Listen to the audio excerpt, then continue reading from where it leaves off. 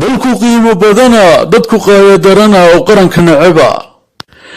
khayraadka qulqulayo qiyaas malaha macdanta iyo shiidaalka qotoma dadkan wada qatan ee ka quustay naftoodii tahriib lagu qatalayo qurmisku weeye qabyaaladii qabiil bayna qaybiyey qoraxdii timaadaba qodqodkiyo dadkeenu qaxar bay ku noolyiin qiso kamaba qaataane maantay ka liitaan qarniyadii hore tegay qalibniyo inay tahay qasa qaxa inay ku caan tahay qur-aanka caddeeyo qofna looma sheegay qabyaaladu maxeerba qoloqolow dirirkiyo qaskiyo colaadaha qaribaadu badana sharcigay qawadaane qaanuunka ma qaataan qurux waxay u haystaan kala qaybsanaantii qaxaya dhibaatada qabqablaha dagaalkay qiimo siinayaane qaawanaanta jecela qarannimo wanaageed qofna looma qeexay qalbigay ka liitaan qabiilkii qabyaaladan dadka lagu qaribayo miyay qiimo leedahay qadiyadan la qaatay qoysqoyska loo degay miyay qiimo leedahay qiimo iyo wanaagii qeeyo nabadiyo miyaad la qorshaysaan ood ila qadarisaan qowmi hoos wadanacay ee qaybqaybta loo raray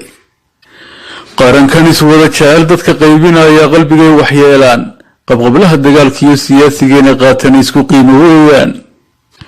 qaran waxay ka jecel yihiin kala qaybsanaantii qaskiyo colaadaha qaran waxay ka jecel yihiin kala qaybsanaantii qaskiyo colaadaha qaayo waxay u haystaan qarashkay ku faanaan qofku way ku dheelaan qalbigooda kama baxdo qudhunkiyo caatifada dadka qaybinaysa qaswadaha siyaasiga u nagadaa qabiilkiyo kala qaybsanaanta qaaradaha bal soo eeg qaramada balleeho quwadoodu siday tahay adna waxaad ku qooqday muslim qaybintoodiiyo iskudir qabiilada qabyaaladana daashatay qori caaradiisiyo dhiiggaa qulqulaya dadka qaar ayaa raba qaadir baarka ayaa lahayo bal naga qabo qaybqaybta naga saar culimada qabiilkiiyo qoysqoyska taagan u goojiyey qabyaalada quud ay ku raajeen qaadir oo hanuuni aqoon-yahanka qalinkiiyo qoraalada soo bartay qur-aankiiyo cilmi guud dhammaantii ee dadka qaybinaya qadyadu ka kow tahay qaadiroo bal naga qabo caqlimaalka quwadda le qof kastaba u sare kaco qaran loona doortay ee dadka qaybinaya qoloqolo u gaar tahay qaadiroo bal naga qabo